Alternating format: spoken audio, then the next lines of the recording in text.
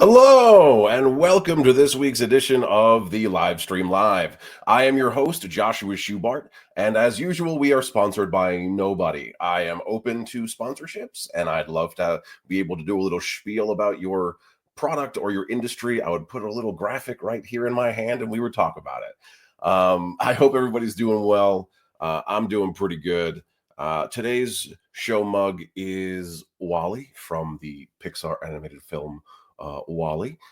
He's one of my favorite characters, and he was my wedding cake topper at my wedding because he's the coolest.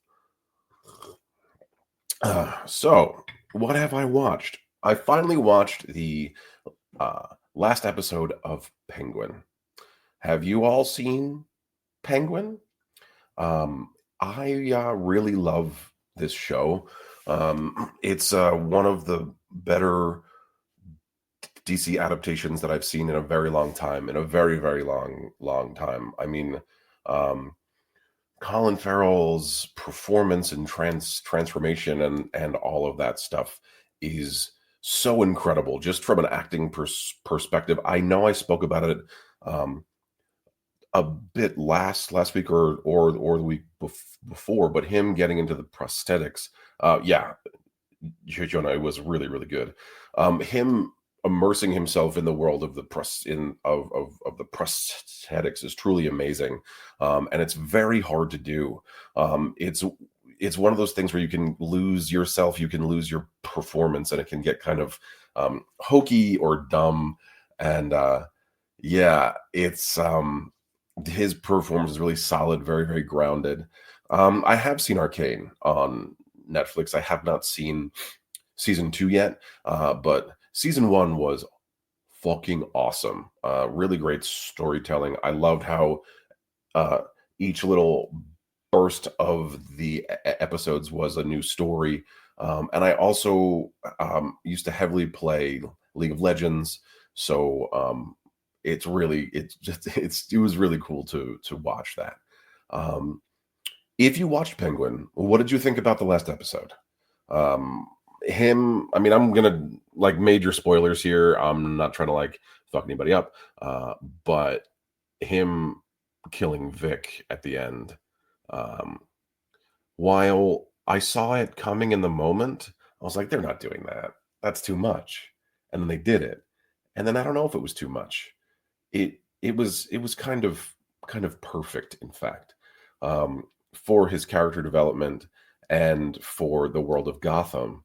Um, this particular world of Gotham, which is way dark and super gritty, I felt like it was a perfect way to propel him out of this, you know, fantasy world of him wanting to be like Rex, who was the mob guy who like ran his area before, and into this new version of that because his entire life was a lie, and then him making his prostitute lady friend be his mom at the end just made it even more weird and disturbing. So yeah, I really enjoyed it. If you have anything to add about it, I'd love to hear your thoughts, but I just thought it was up and down awesome.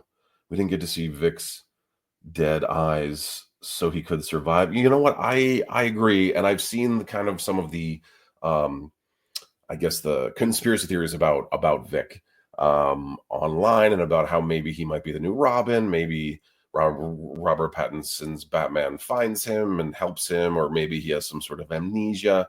It would be an interesting way in, and it wouldn't be the traditional way into Robin where he's in the circus and everyone gets murdered. But his family did all die because they exploded in the city. So in the flood, right? So in the flood, and then it exploded. So he's got a lot of trauma, and that's what it takes to be a hero in Gotham. Oh, hi, Jan. Thanks for being here on Facebook Live. All right. So yeah, so we are live on YouTube, Instagram Live, and Facebook Live, and we're live everywhere. It's a fun live show. If you comment, I can see it, and we will talk about it, and we'll talk about what you comment. As long as you don't say something disturbing or overtly sexual, we will talk about whatever you feel. let's see. I am back at the Metropolitan Opera doing another show. It's called Tosca. It's one that I've been in before. And what's cool about that, and what's cool about the Opera House is that if you've been in a show before, they invite you back again. So I've been in this show multiple times. I am playing Roberti the Torturer in the show. It's a fun little role where you get to beat the shit out of the tenor in the show.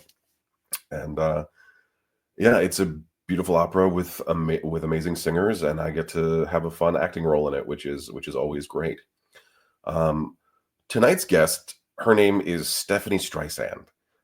She is a very, very, very old friend of mine. We actually went to college together and acting school.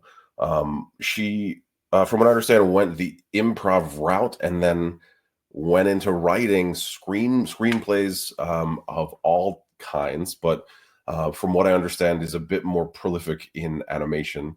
One of my shows that I love that she wrote for is The Mighty Ones, and I also got the opportunity to audition for it a bunch of times, which was actually kind of surreal because she wrote a lot of the episodes that I got to audition for, which was very cool. But I'll shut up and I'll get her up here. So for further ado, please help me welcome Stephanie Streisand. Oh, hi, Stephanie. Oh, hi. How's it going? Good. How's it going? It's going pretty good. So we did, in fact, go to undergrad together on Long Island in New York. Yes.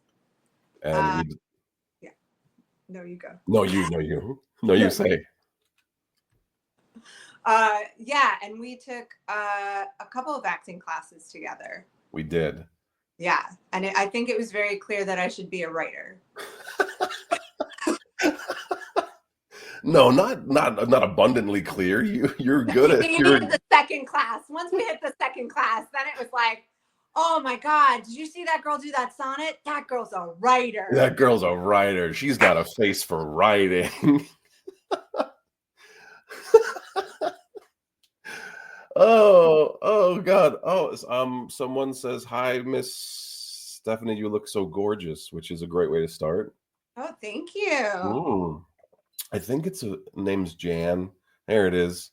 Hi, Jan. Hi. Bye, Jan. Bye, So other than, you are a very good actor, and it was great to watch you work in class. And I feel like you have to, not all the time, but it does translate to becoming a very good writer when you understand what it is to also be on the other side. Do you agree or no? Yes, I agree with that. I honestly, I mean, you can make it broader, and I think it makes you a better actor, or it makes you a better writer if you understand everything to do. Like, if you understand all the fields, like editing, set design, if you understand every single aspect of filmmaking or animation or live acting, like, the more you understand, the better you are at the specific craft that you're pursuing. No, and that makes a lot of sense. Like, I didn't really I'll ask that in a moment. I also when I started to produce and write my own stuff, it really gave me a better perspective of how everything works, and it calmed me down so much, because it used to be such a point of like trauma, almost like, oh my God, like I need this, oh my God, why am I not getting it? And most of the time it comes down to trivial bullshit. Like, it comes down to your height or eye color, or they don't like your beard, or your nose is not the right size, or some stupid shit. Yeah. Yeah. Someone asked if you're related to Barbara Streisand. Yes, I did it. I made it. I did it. You did it. Nepotism worked. You did it. I did it. If there's one thing that Babs is known for, it's animation. She's super in there. It actually never comes up uh, in my meetings. It never comes up? It never comes up. It comes up in the writers' rooms about like maybe 7 weeks in. They'll be like, wait, Streisand, wait, are you related? It's way later that they like put it together. Meanwhile, when doing acting auditions, that was always the first thing asked. Interesting. So do you find that like writers could give any fucks about who actors are? They just want to write? I mean, no, writers care who the actors are and their thing, because sometimes a name can mean it gets produced. Sure. So we care about that, but I would say nobody cares if you're related to somebody, if you're a writer, unless that person is related to a producer who finances films. Sure. Yeah. So it's very specific. Then it matters. Then it matters. And it's like, hey, can you talk to blah, blah, blah? She seems to only produce her own shit. So it's not. It's very specific. Hey, do you know someone who has money that will let us have that money, please? I mean, I'll tell you a story about her. My cousin wanted to be an actress when she was like 6 or 7. And the family was like, oh, well, why don't you call her? And like, why don't you call Babs and like see like if she could give you advice and da da da. And the conversation was like, oh my God, I'm so excited for you. You're going to love making it on your own. Oh, I see. To a 6-year-old. So like, that's where she's at. And that's great. I mean. Yeah. I mean, but I love do that. Used of nepotism sometimes, because it means that somebody thinks I've made it to a point where there could be no other explanation but my last name. That's true. It does get annoying, I'm sure, though. Like, you know, like you've built quite a pretty cool life for yourself. I've been, you know, watching it through the lens of social media and us sporadically speaking to each other, and also getting to audition for your show. But you know, so you started off in New York. Did you get heavily in the improv scene? Oh yeah. I love the way you said that, because that's exactly how it feels. It is how it feels. Improv is super fun. But I think improv is a little like buying a boat. Like, it's really fun to take out for a spin, but you spend a lot of money in a boat that like doesn't go anywhere. Yep. And maybe like get you money back. It's just like, you know, it's a thing you do for fun. But you meet a lot of really funny, talented people while you do it. So it is good. If you're thinking of industry wise, it's great for networking. It's also great to build certain tools. Improv is great for pitching. Improv is great for acting. Improv is great. Is great. So I'm not saying don't do it. But don't do it. Don't do it. It's a gateway drug. It's a lot of fun. And because of that, it is a little addictive. So just my advice is no one to stop. I know it is true. And also no one, you know, I don't know what to say, but like, actually, I don't know how it is anymore, but there was a lot of like predatory shit happening within the improv scene for a long time. And then like that got exposed a bit, and then everything exploded because of COVID, just like everything else, like everything shut down. And I don't know how it's been since it's reopened, but I honestly, since things have reopened, a lot of people, a lot of talented people who are really good at improv have realized that they don't necessarily need to go through the specific comedy theaters, and they can make money putting it up independently. Sure. And they don't need like the name of the theater to help them with their ticket sales. I would say they have more confidence in themselves. Well, that's good, because we need more of that. We need more like indie shows that it's not in one place, one people or a couple of people making a fuck ton of money off it, and then everyone else just getting scraps. Yeah. Because it doesn't really happen so much anymore. But they would like certain shows and certain films would ask like UCB, like, hey, do you have like 20 improv guys that we can see? And then And if you then, didn't have, no, we have no dudes. No yeah, dudes. we have no dudes. There's no dudes. None. Do you have any? Like, yeah, it's weird. It's like Far there's and wide under our couch and could not find any dudes. not in improv, certainly not, or in stand-up comedy. There's none. There's no dudes. Hard to find. Really hard to find. Yeah, that's why they had to go ask them. They're like, "Hey, do you have any dudes?" And then they're like, "Whoa, we have all the dudes in New York just here in this building." Yeah, yeah. And then, so I was looking at your IMDb. You were on Worst Cooks in America? Yes, that's actually the thing that I got through UCB. Holy shit. I have to go watch your season now. What was that like? It was interesting. So they wanted someone funny who couldn't cook or who had trouble cooking. And I was like, I'm perfect for that because I'm just not experienced. Yeah, So it's not that I'm a bad cook. It's that I don't know. I have very little patience, which is bad for cooking. sure. And I just like I didn't even know how to hold a knife. Like What I did you just make in the first episode that they had to eat? That like they're like always they like, this didn't is gross. show it on camera because it actually. So I accidentally made. I didn't even mean to. I accidentally made poached eggs. Oh, Because I didn't have the patience to do like sunny side up eggs. So I was just rolling the egg in the frying pan and it came out poached. oh, And yeah.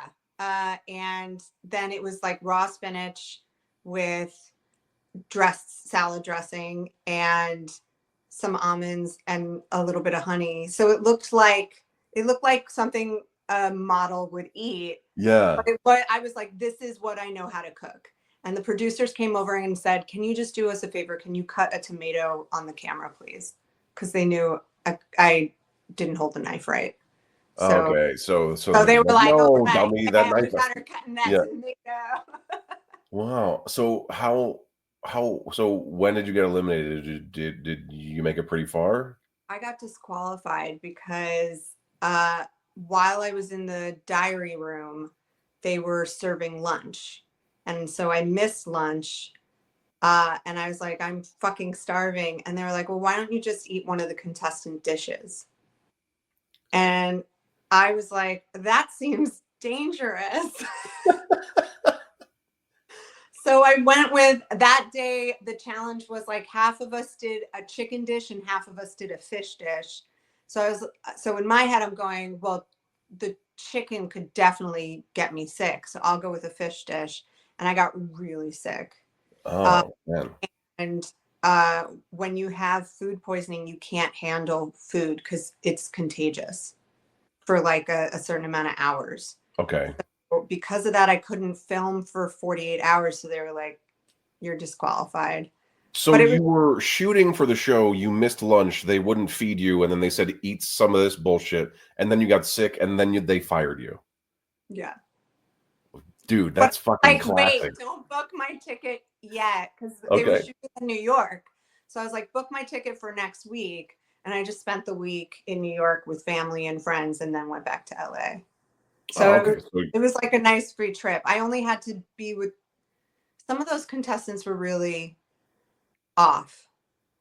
But I only had to spend about a week with them where, okay. yeah. So it was fun. Uh, All right. I it, mean, I'm happy that it was fun.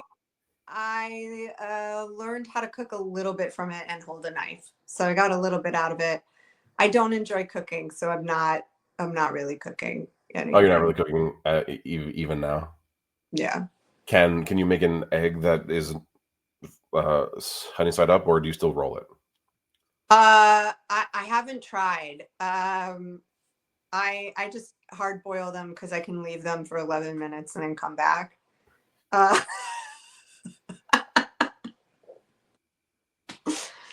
um, So so, I got really into cooking, like oh, super a really? lot, and I'm also like super into baking now. Like I make my own like sourdough bread. I make my own butter, and I like know how to like cook and all that stuff. Um, I don't know. I got really into it. My so I learned how to cook from my wife, who's really into cooking, and then she was like, "I'm gonna make bread," and I was like, "I'm gonna try and learn how to make bread." And now I have to make the bread because I'm really good at it, which is kind of funny.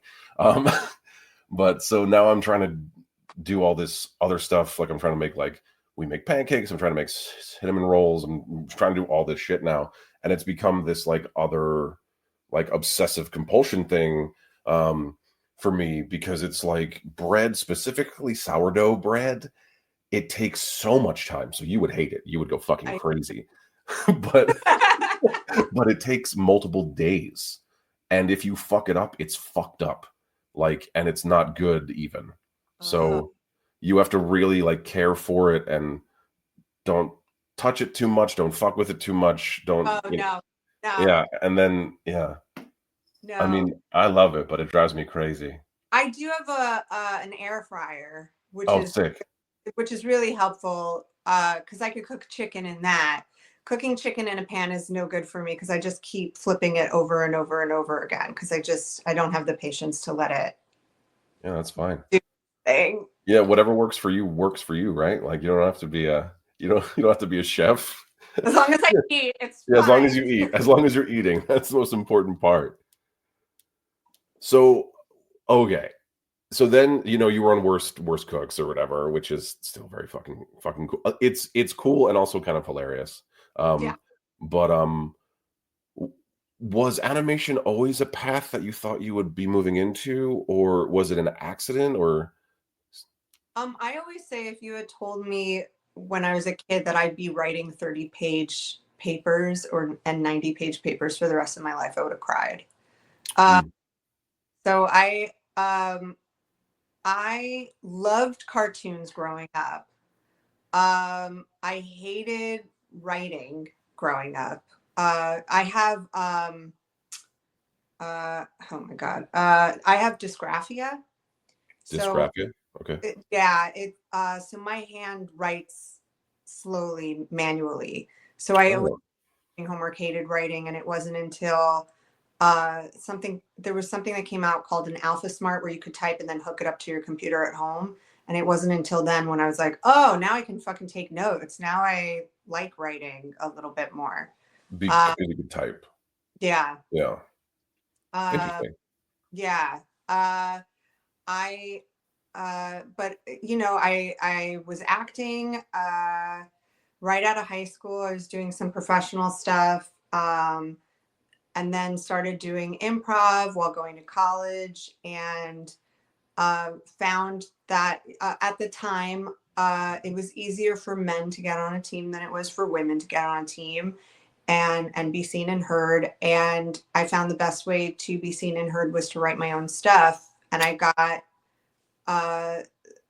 I got positive feedback from that, and I liked the control of it, that I had a little more control, and it started getting more and more fun figuring out certain things like kind of math equations. I had a lot of fun with. And that's how I got into writing, but I always wrote very silly slapstick. That's just what I gravitate towards due to probably the cartoons I watched growing up. And also, watching Zucker Brothers and Dick Van Dyke on Nick at Night and stuff like that. So I just go to slapstick, which is great for animation. I've written live You're action very good at it. slapstick, but now gone are the days of Zucker Brothers. Well, they'll spend like thousands of dollars on a 5-second joke, but in Oh, animation, you can do that 5-second joke. right. Yeah, because it's animated. Yeah. I mean, you're exceptionally good at writing. The Yeah, I mean the things that I've been able to read that you've written, or while it hasn't been a ton, it's very good and very funny, and um, it's well written, and I'm so happy to see it. Like it's so cool to see you in this world that you really belong in. Oh, thank you. That's really nice of you to say. If No, I may return the compliment. no, Okay. I forgot actors hate compliments. no. Go ahead, go ahead. You can be.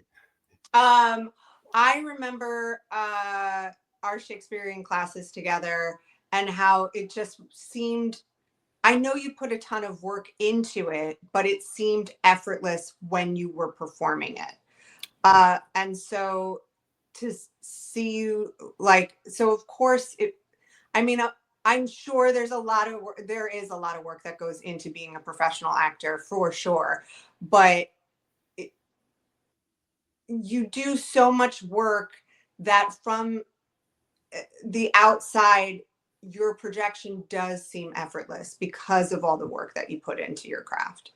Well, thank you so much. That's really cool to hear, and I really appreciate that.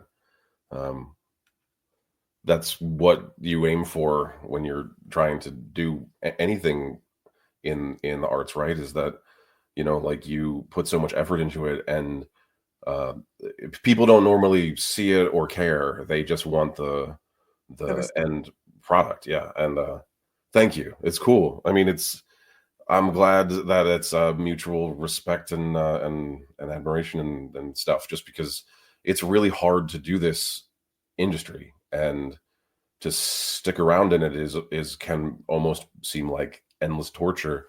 um I mean, especially with we just had those stupid strikes that aren't stupid. We like needed to have them. Yes. But I mean, people still don't really understand why we did it. I mean, you have a very personal story about it, if you're able to like share it. Fun. Specifically the one about Look Who's Talking. can Oh no, can you? problem child. Problem Child, yeah. All good. All right, Uh, sorry. yeah. So one of the things is how streaming is viewed by the people who run the place on purpose versus how everybody sees it. So straight to streaming is viewed as less than everything, even though everyone goes to streaming.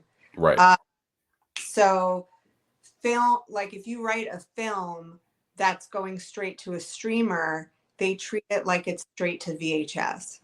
Which So it's not. you It's remember when you were a kid, like some shitty movie that like it's like too shitty to even be a TV movie. Yeah, No, like it's like Aladdin 4 goes right to VHS. Yeah. right. So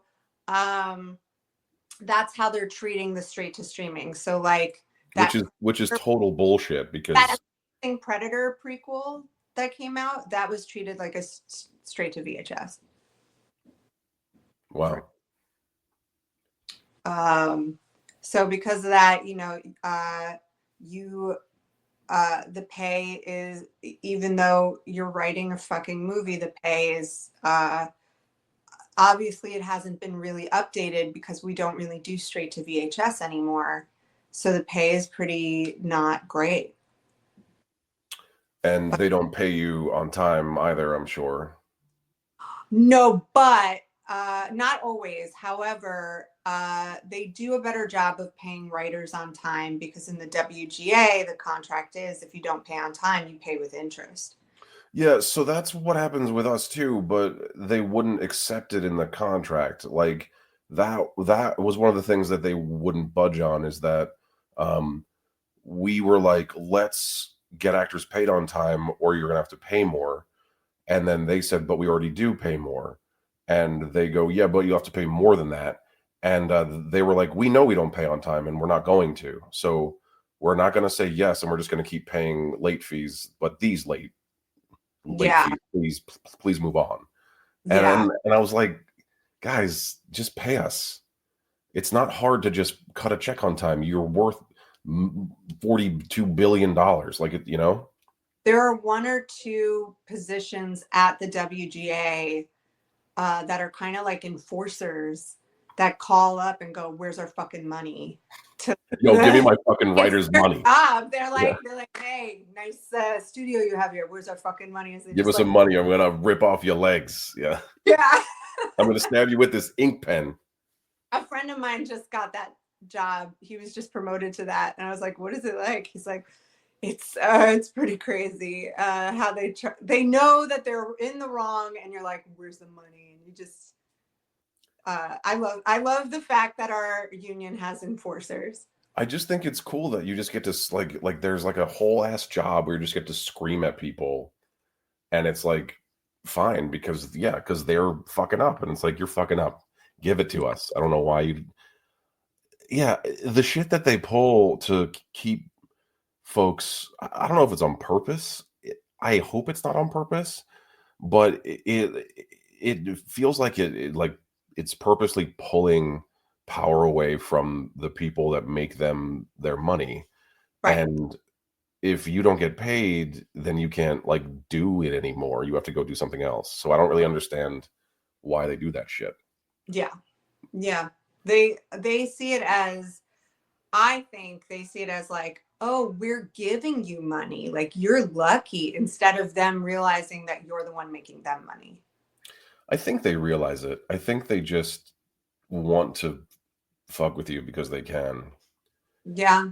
That's the only explanation that I have at this point, because just from how long our strikes went, like they exploded their own industry just to like be like, no strike. Well, a problem with this industry right now is that the entertainment industry, up until streamers, has always been about advertising. So the Yep. better the show, the more expensive the ad space. That's how like everybody on Friends was able to make $1 million per episode, because that ad space was so coveted that they could sell 30 seconds for so much money. Right.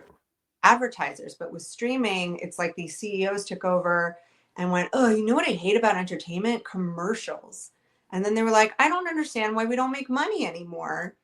And so right now it doesn't matter if a show is really good or really bad, because the subscribing fees are what runs it, and there's no ads to sell. Although now we're going to go back into commercials, so hopefully that'll help with spending. But it's made these companies do crazy things, such as famously Coyote versus Acme was a movie that was made last year.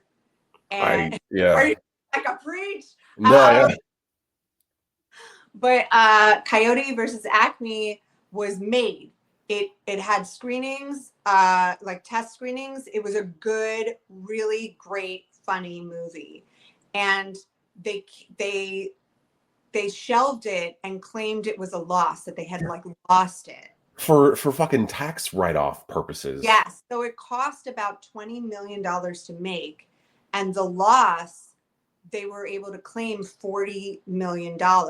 Yeah. So they made $20 million off of something that never got shown, where I think it was going to go straight to streaming, so it wouldn't have made really any money, because there's no ad space. The same thing happened with Batgirl. It was the same shit. Yes, but with Batgirl, they were able to hide it by being like, "Oh, when we merged, we lost it," as though like as the companies merged, the file went missing. Yeah, we merged, which means that when we merge, the hard drives, they explode and we need new ones. Only Batgirl went missing. Only Batgirl. Like this has nothing to do with, you know, the CEO's bonus at the end of the year or anything like that. But with Coyote versus Acme, there was no merger. So the government was like, wait, what happened? And then kind of just did a don't do that again. But in reality, we as taxpayers paid for the movie. We did. So we should get to see the movie, since we all paid for it already in our taxes. I also want to see the movie. Wasn't John Cena in it? Like, that would have been cool. Yeah, and Will Forte's in it. Yeah, he's better than John Cena, but like I like them both. Yeah, I think Coyote should sue Acme. I think they should. It's a lot of work. It's a lot of work to make a fucking movie or to make a TV show. And when you do that, or like when you like cancel a show for no fucking reason, not because of reasons, but just because of like your reason, you are blowing up hundreds, if not thousands, of people's jobs. And if it's unexpected, there's not like, especially now, there's nothing to jump onto. Like, what are you gonna do? What did you say over here?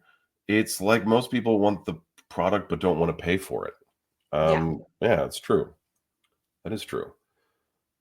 And with the mergers and the buyouts and all the stuff now, there's, insecurity in the industry. So Right. we were talking about this earlier, how no one's going to greenlight anything until next year.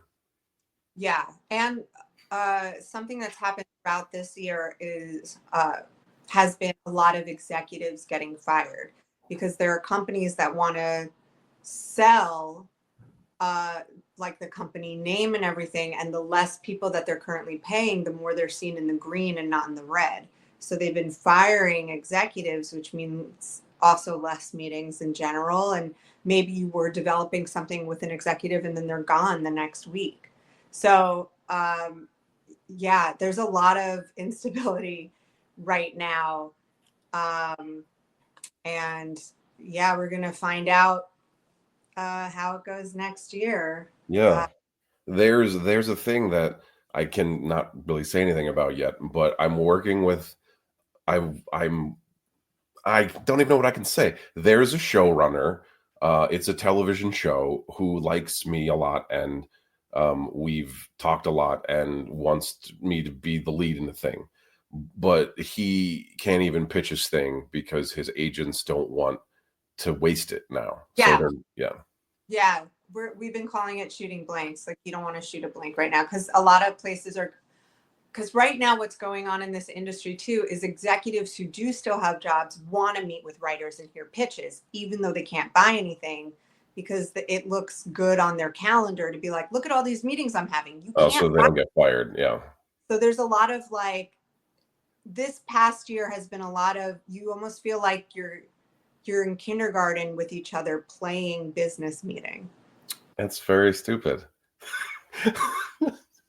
it like, and like, they're not going to have anything again. There's not going to be anything for them to make again for next year, and then it'll be the end of the first quarter, and then all the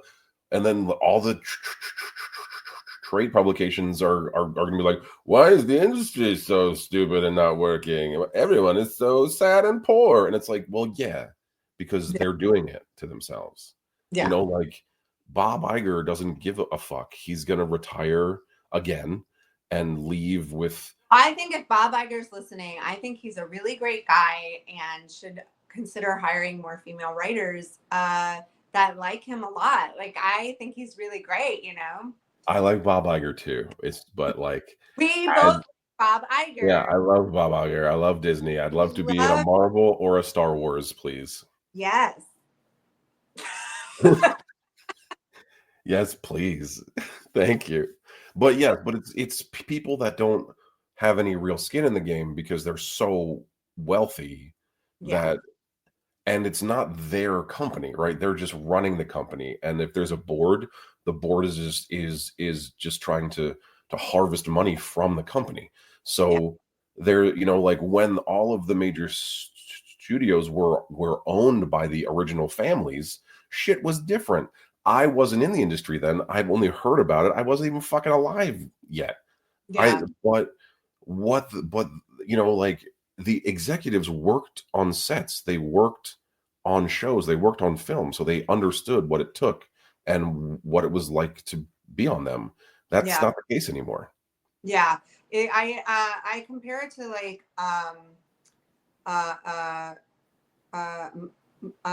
fuck, what's his name? My brain. Musk.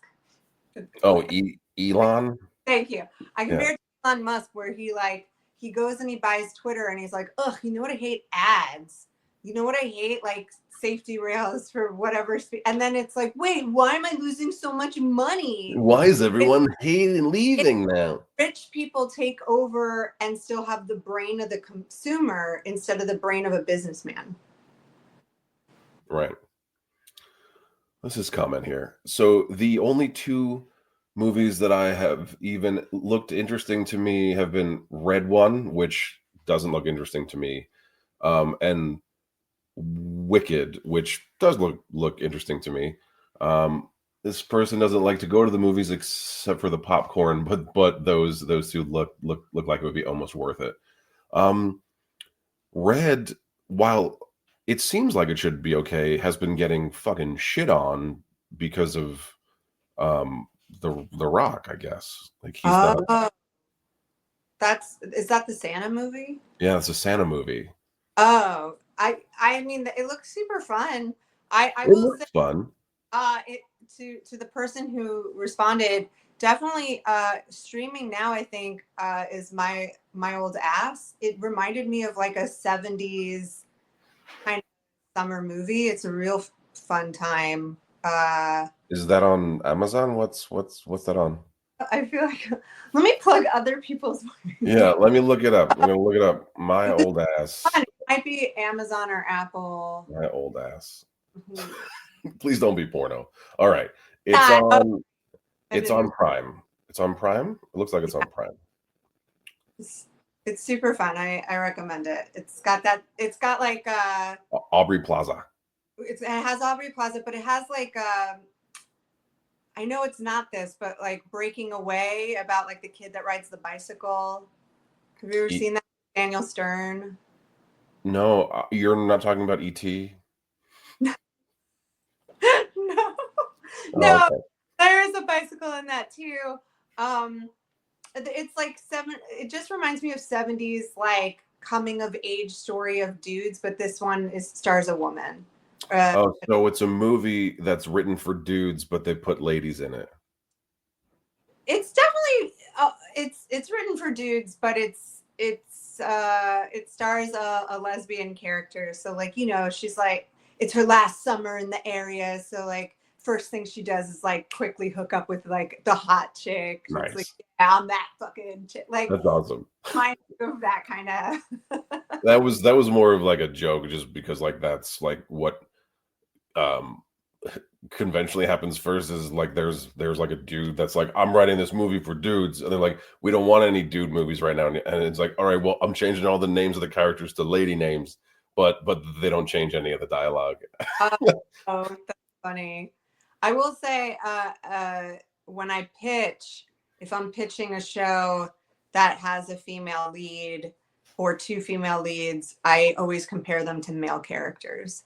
To be like, that's so shitty. Like they're like dudes. Oh, that's weird. Does that work? It does. Oh, that's so shitty, Steph. Well, no, I mean, I throw in one female character, but like, no, I'm not saying that you're shitty. I'm saying that's like, that sucks. Like I understand that like you have to pitch how you have to pitch, and that you have to be like, it's just like Star Wars, and they're like, oh, okay, but like, well, I mean, yes, but there's a lot of stories where men are the protagonists.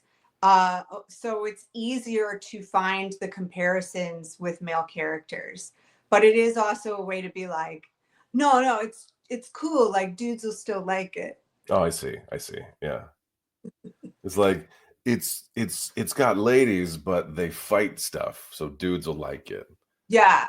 I like that. So you've been doing some cool animation stuff. Is that where you want to stay? Is that where you feel like you belong? Or, you know, what else is kind of on your list? I love writing slapstick. So I don't care if the medium is live action or animation, as long as it's slapstick. Okay. However, that being said, live action pays 3 times more than the animation. Right. Which is another thing that, so like the animation contract went up for renegotiations and then kind of came back shitty again, right? And they're still in negotiations. Oh, they're still. See, I didn't know that. They're still in negotiations, but the union, the animation union, has a lot of ground that they need to cover to catch up. So I'm not holding my breath. It's going to be a hard road, and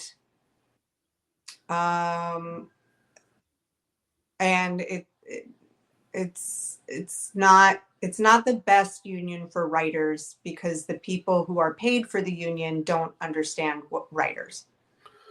So it's not the same union as the WGA. It's its No. own thing.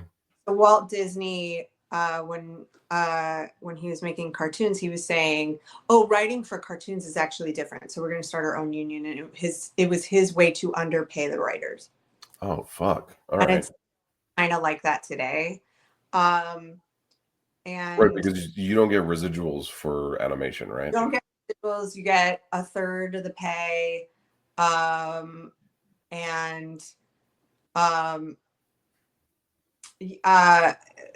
there's a lot of other things too. I'm but sure. Those are the big ones for me. And it's WGA has been trying really hard to be helpful to writers. You're not allowed to poach from another union. You can be in both unions. I'm in both unions, but they can't poach. However, we recently found out we were kind of lied to by people who work for our union. They said that you can't make a show that's under the Animation Guild for the writers. You can't flip it to WGA. And we were able to do that with Rick and Morty. Yeah, why wouldn't you be able to? That doesn't make any sense. Yeah, they were like, "Oh, it makes all the animators lose their jobs," which just wasn't true. They just wanted those shows under their belts. So they could pay. You mean like the Animation Guild wanted it under their umbrella? Under their bubble, and then the writers worked really hard on Rick and Morty to get it to WGA a couple of seasons in, and they were able to do it no problem. Same Well, thing. that's great. So do they get residuals from that show? Yeah, once it turned WGA, any script that was a WGA script, they get residuals for. That's fantastic, because that show is so wildly popular. Yeah, I mean, like, look at Inside Out 2 made like $11 billion, right? So, God, $11 billion, and the minimum for writers for an animated movie is $30,000. That would make flat. That would put you on welfare. Yeah, so that's what you make. That's it. That's minimum. Like, obviously, you can argue, like, you can always negotiate to get it higher. Yeah. But I know, famously, the writer for Lion King and the writer for Beauty and the Beast was paid only $30,000 for each of those movies, no residuals. And then they made the live action, and they basically just used her lines. I think she was able to make money off of those because they credited her in it. But it's Lion King made so much money, no residuals. So that's something that needs to be fixed. They should just merge together or whatever, like, because there's so many non-writers in the animation union. It covers all animation. Oh, so it covers animators too, and like storyboard artists, directors, and even PAs, like PAs for animation. Even though IATSE has their own local for script supervisors and for writing assistants, they have their own union. But for some reason, if you're under animation, you go into the animation union. So they don't even get the benefits that they should be getting. It's IATSE is a strange little beast. Yeah.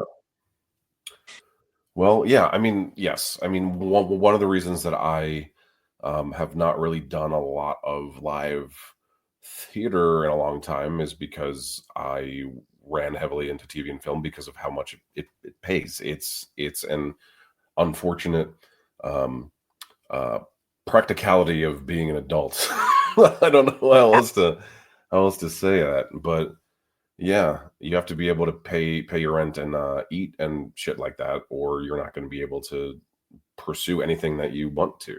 Right. Yeah.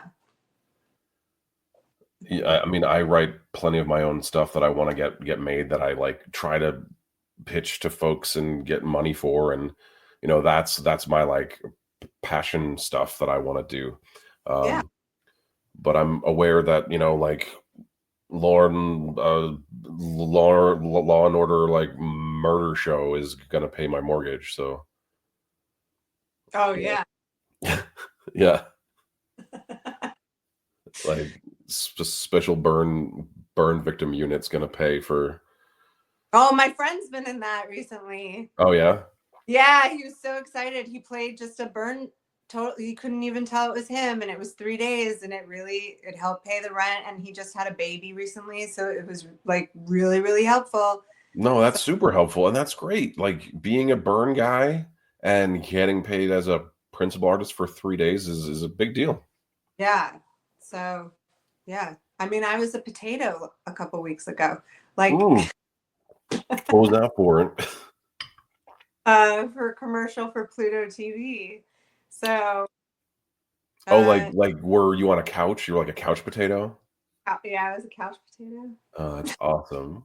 I was a banana. One of my first things was I was a HIV prevention banana that had a condom put on me, and I had this whole conversation about another banana about how cool it was, and then he thought that he was getting picked up to have a condom put on him, and then he got eaten on camera. So he didn't even get to experience having a condom put on his face. So yeah, it was very funny, but also like kind of dark, but Yeah. yeah. I can look back at it and laugh now, but like at the time I was, because they CGI'd my face onto an actual banana. So they shoved my head through cutout like foam board, and they painted my face yellow, but they didn't let my ears go through. So I couldn't hear anything or anyone. Like I couldn't hear my scene partner, and I couldn't hear the director. So we had to scream all of our lines so that we could be heard. And if you watch it, I have it. I'll post it tomorrow or whatever. We are very obviously yelling at each other, but Great. yeah, it's real stupid. It's real stupid, but it's fun. Are you working on anything now, or is there anything fun or exciting happening? The most recent job I had was I was doing story breaking on Bluey, which was really, I know. And at the time when I heard about the job, my agent was like, "Oh, the people at Bluey are interested," and I was like, "I don't write preschool," and he was like, "Have you watched the show?" And I said, "No." He's like, "Watch the show, and then if you don't want to be submitted, like you don't have to have the meeting, blah blah blah." Like, and I watched a couple of episodes. I watched the first 2 episodes, and then I looked up like best episodes to watch, like Yeah. So I watched 3 of those, and I went, "This is not for kids." So literally, I have my daughter is 3 years old. We have watched so much Bluey, and me and my wife cry through the entire thing. It Yeah. is so good and incredible, and we've Think that they're watching though, because like for instance, the Rug Island episode, I'm like, what do the kids think that they're watching? they're watching a funny episode about kids playing an island game on a rug, and like that's I was sitting at home alone watching that episode, and at the very end I stood up and went, "Give them an Emmy." We've watched every episode of that show like 100 times, and it's one of the only shows like that I've seen ever that I can do that with. And we've watched some kid stuff that I'm like, I don't know if I can watch this again. If I Yeah. do, I'll saw my head off. Yeah. But Bluey, so you were story breaking for Bluey? Yeah. And the hours were 4 p.m. to midnight. It was remote because they, Oh, because they're in Australia. oh, yeah. Yeah. Um, Which so which ones did you work on? it's for season 4. Oh, there is going to be a season 4. I don't know. Wait, was that not? I don't know. We don't know.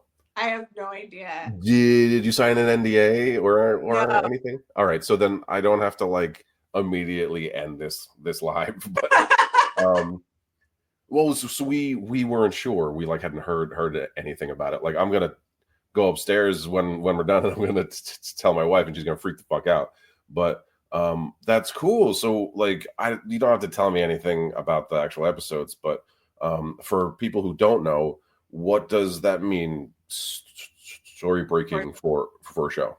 So story breaking is like they know that they have another a show knows that it's going to have another season, and they're like, oh, we'd love to hear ideas of what we could write about. Like we're not running on empty, but like I mean, it can happen even in season 2, just having writers in a room just spitballing like what the new season could be about. And it's also treated a little bit like a paid audition as well, if they are hiring writers, looking for staff writers, which Bluey's not. Bluey's mostly, it's just written, the episodes are written by Joe. So so this was like, oh, we just want to hear some ideas, some spitballs, and like you're paid for those 3 days, and you just are like, all right, you're paid pretty well, and then if they choose to be like, oh, I like this pitch, like I'm gonna do that, like that's what you were paid for, to be like, here's a pitch, like you're just okay, interesting. Yeah. So but they have rules on their show, so they send you a Bible for their show. They send you like what elements that have to be in every episode. So like for instance, a game has to be in every episode. Okay. Oh, interesting. Cool. Well, because that's a huge part of the show is that the parents play with their kids. So yeah, and that's it can cool. also be a game that just the kids play and things like it's just a game has to be in the show that helps discover a certain lesson that, without like hitting you on the head with the lesson that's learned from it. Oh, that's great. That's really cool. I mean, also like Joe has really like him controlling every aspect of that show has made him not only a ton of money, but like it's really, you don't see anything like that anymore. You don't see like a one person controls every aspect of their creation. It's very out of the US, because in the UK that's how it's done too. Usually is they hire the one to write the entire series. So like off the top of my head, like Man Down, which is written by Greg Davies. That's all Greg Davies. Fleabag is all her. Yeah. You get it. No, I mean, I just think that's a much better model. Yes and no, because like if you have a very strong vision of what the show is and like where you want to go and where it ends, yes. However, like having a couple of other brains to bounce off of is great, which is, you know, why Joe had a story breaking room, is to bounce some ideas off a couple of brains and be like, okay, I after, because he writes like an average of 52 episodes a season.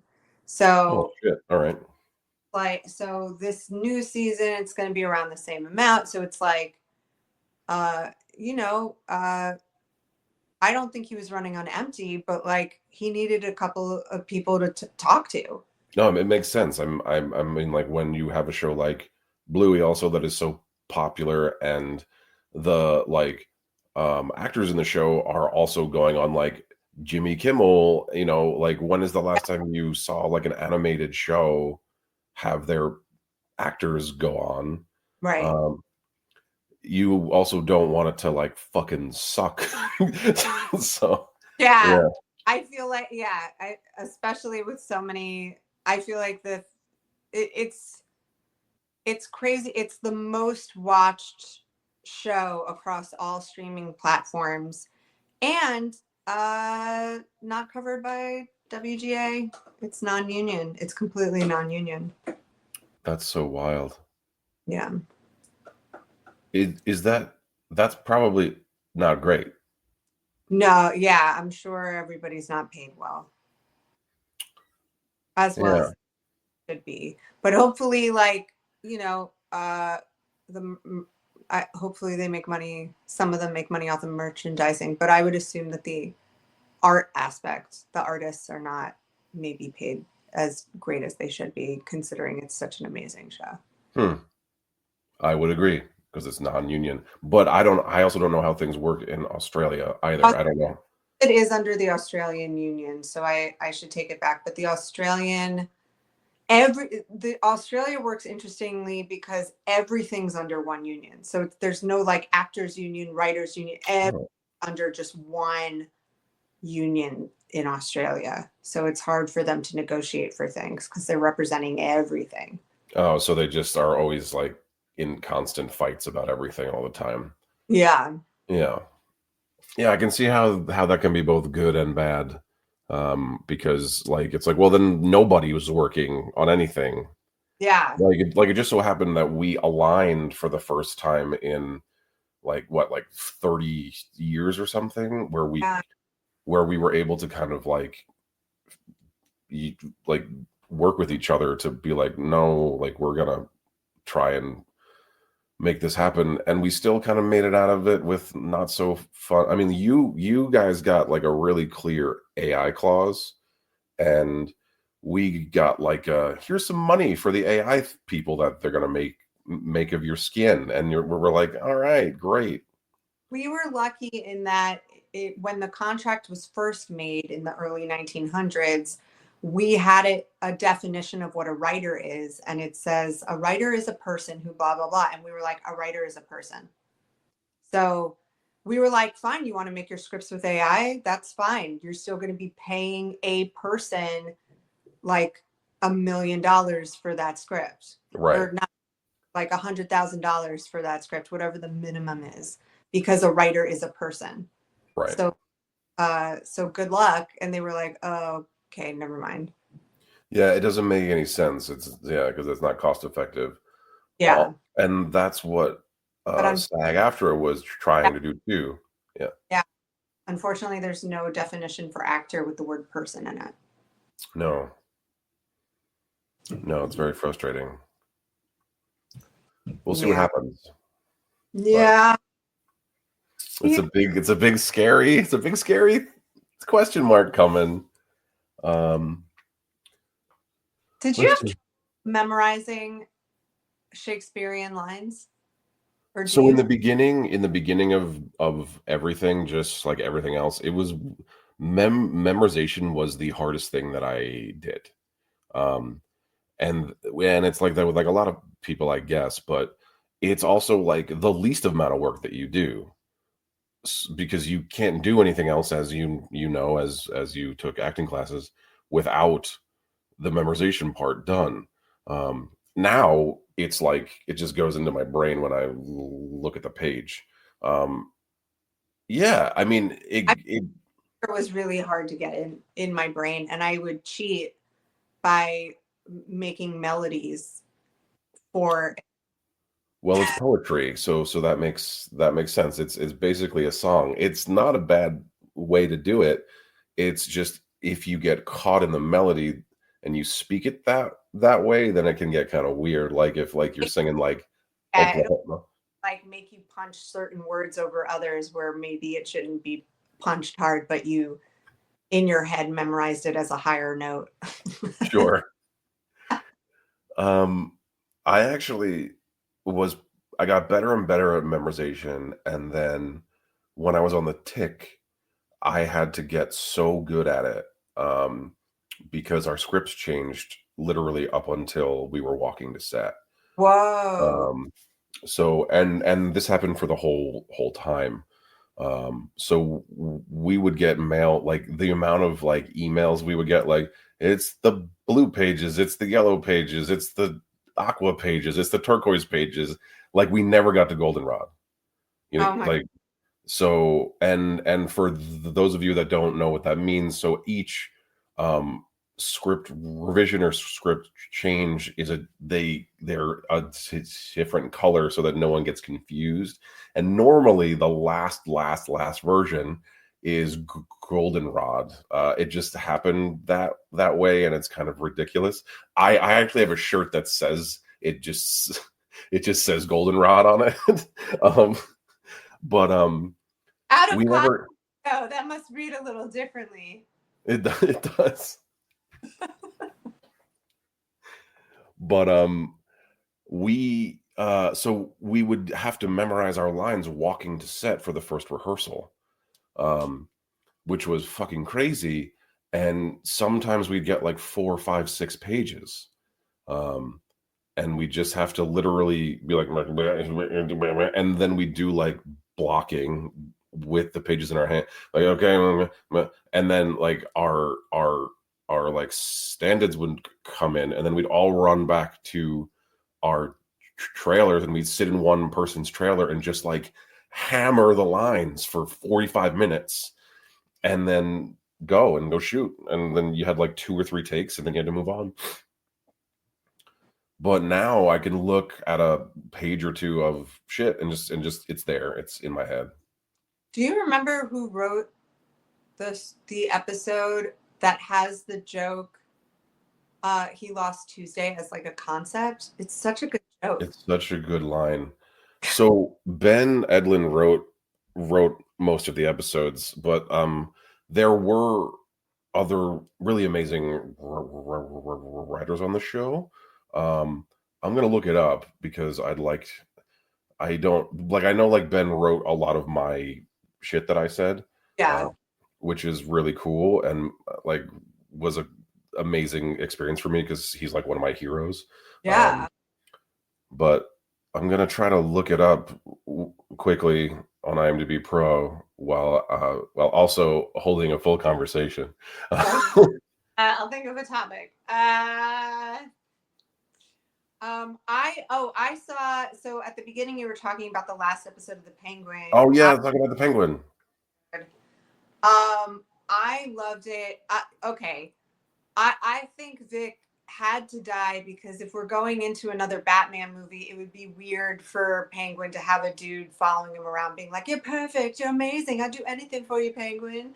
Had to go. But oh shit. Conspiracy is there yet. If we didn't see the dead in his eyes, which means that he could come back. I mean, his name is Vic. Like, let him come back as Victor Zsasz. Oh wow, that would be cool. So I thought that the whatever his name was, I don't remember his name because I thought he was going to be a scarecrow. Oh, Doctor. Yeah, like I thought he was going to be Scarecrow, and then he wasn't Scarecrow.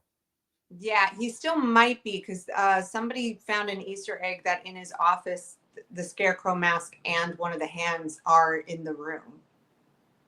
Yeah, I saw that picture. So I don't know. I thought he was going to be Hugo Strange. But I mean, it kind of makes sense. I mean, they were talking about that new drug. Yeah, I thought he was going to be Scarecrow by the end of it using the new drug. So we got so I found it. So Ben Edlin certainly was a writer. So was Kit Boss, Mm-hmm. and then story editors also were Francesca Gales, Adam Starks, Mark Ganek, and Joanna Stokes. Oh.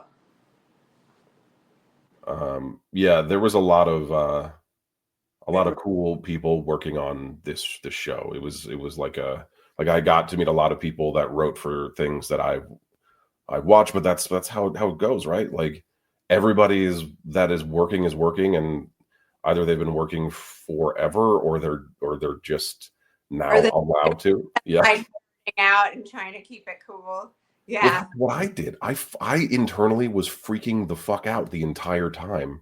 And then I didn't say anything, but at the end of season 1, I was like, I've watched you since I was, I was like 11. And like, at the premiere party, I got like a little too drunk at the premiere party. And I like walk up to Ben Edlund and I was like, listen, man, like I've been like everything, and like I just means so much to me. Like, please don't think I'm weird. If you're gonna bring me back for season 2, like I'm just you're great. And like he was like, yeah, thanks, man. Don't worry about it. Like it's okay. And I was like, yeah, oh God, you just said it's okay. I have to go. But like I came back, so it didn't fuck it up too much. It's hard not to fan out. I was once at a karaoke bar and ran into one person that I knew or something, and somebody was like, "Oh, what do you do? Are you like an actor?" And I was like, "No, I write." And they were like, "What do you write?" And I go, "Animation." And all of them were like, "We work in animation." And I was like, "Really?" Because animation's a small world. Everybody kind of knows everybody. Yeah. And one of them was like, "Yeah, I'm Adam Henry." And I was like, "Oh my God, you're Adam Henry? You're Shira. Like you were the art director of Shira." And then I just like freaked out. And that's the worst I've ever been. Oh, I've been bad with, I don't know if Grey Griffin goes by a different name now, but she famously played Azula as well as like every other voice actor. And for Mighty Ones, they wanted to know for like, there was like a female character that I created, and they were like, "Do you have somebody in mind, like for stunt casting or whatever?" And I was like, "Oh, I don't know." And they're like, "Yeah, because if you don't, like, well, we can always ask Grey to do it." And I was like, "Grey Griffin?" And they were like, "Yeah." I was like, just get Grey Griffin. I love Grey Griffin so much. Like, get her. And they were like, "Oh, I mean, but we could get," and I was like, "Get Grey Griffin." To me, that's stunt. Give it to me. I was like, "Oh my God, can I meet her?" And they were like, yeah. And I was like, "Oh my God." That's awesome. So having auditioned for your show, how does that work? Like, is it mostly offers and they're just hearing people just in case, or? Such a weird character in that specific instance that they were like, we could pitch a stunt casting for this specific Oh, for the specific thing. Okay. But other than that, it was open casting. Well, that's good to know, because I kept going in, which felt really cool. Yeah. And then I don't know, that didn't happen, which felt very sad. Dragons, I wrote on Dragons 9 Realms, and a lot of the parents were stunt casting. Like Julia Stiles was one of the parents and things like that. But there's a wonderful sketch written by John Mulaney for the Sack Bunch Lunch or whatever that show is called on Netflix, where there's like a test screening with kids for a cartoon, and one of the they're like, "What'd you think?" And they're like, "I recognize the voice of blah blah. Was the person playing this character this famous actor who's 70 years old?" And they're like, "Yes, it was," as though like kids give a shit who like about who's playing it. So yeah, nobody was watching Dragons going like, "Oh my God, is that Julia Stiles?" Holy shit. Yeah, I guess that's true. Yeah, kids don't give a fuck. Yeah. No.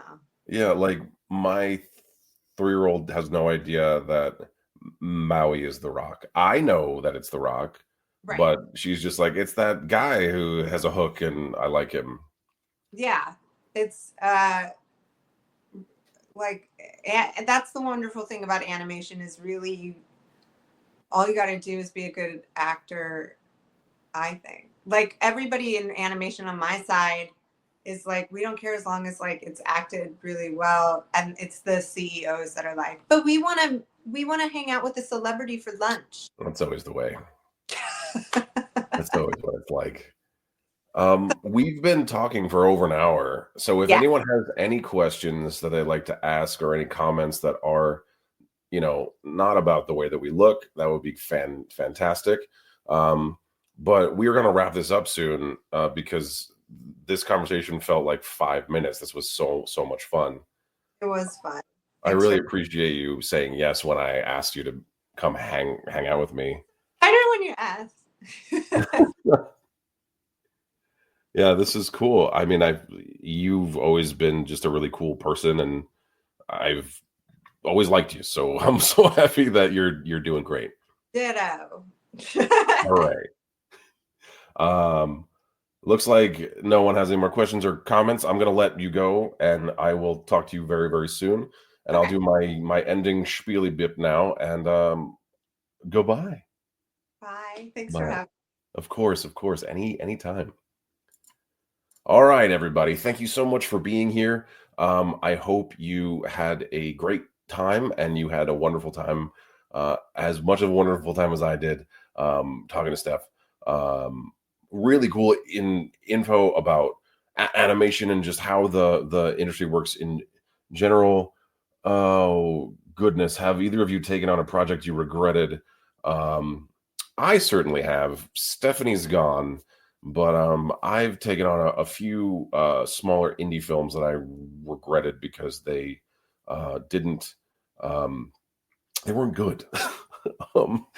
They were either like very poorly acted, very poorly written, or they were new, or they didn't have good cameras. And it was in the beginning of my career when I desperately needed to have real footage, and it didn't work out for me. So I didn't get it, or it was so bad or poorly shot that I couldn't use it. So that's the only thing that you really regret, is like not being able to use it, or not being paid for a thing that you were supposed to get paid for. Makes you feel like you made a mistake. Again, thank you so much for coming to the live stream live. If you're watching on YouTube, please like and subscribe. If you're watching on Instagram, thanks so much for being here. I have a subscription that costs less than a cup of coffee a month. It's $5 a month, and you get access to a bunch of things that I've created.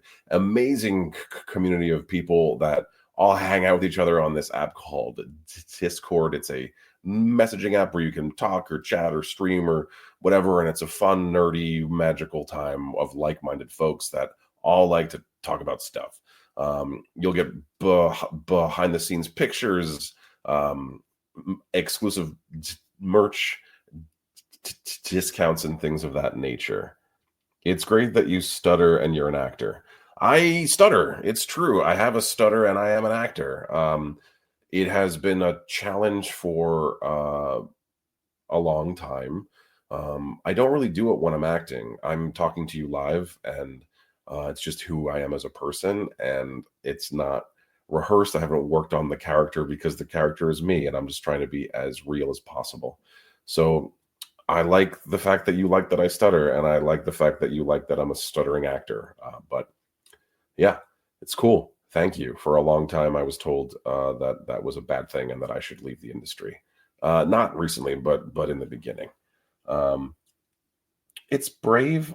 It's very brave. I don't know if it's brave. I mean, I understand why you're saying that, but I never wanted to do anything else. I had to do this, literally. Like it's a compulsion and a thing that I feel like I need to do. So, and I get great joy from it, and I'm fairly good at it. And other people seem to enjoy watching me do it. So while I appreciate it, I don't think I'm brave. I think I'm just living my truth. And if anyone else has a speech impediment or anything that they've been told they're not allowed to do something, just go fucking do it.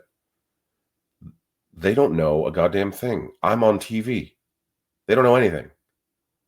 If I can have a stutter and I can work on myself and I can do stuff like that and be on television, then you can do anything at all.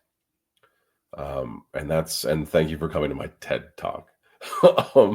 Yeah, no, it's not a PC glitch. I stutter sometimes, but it's okay.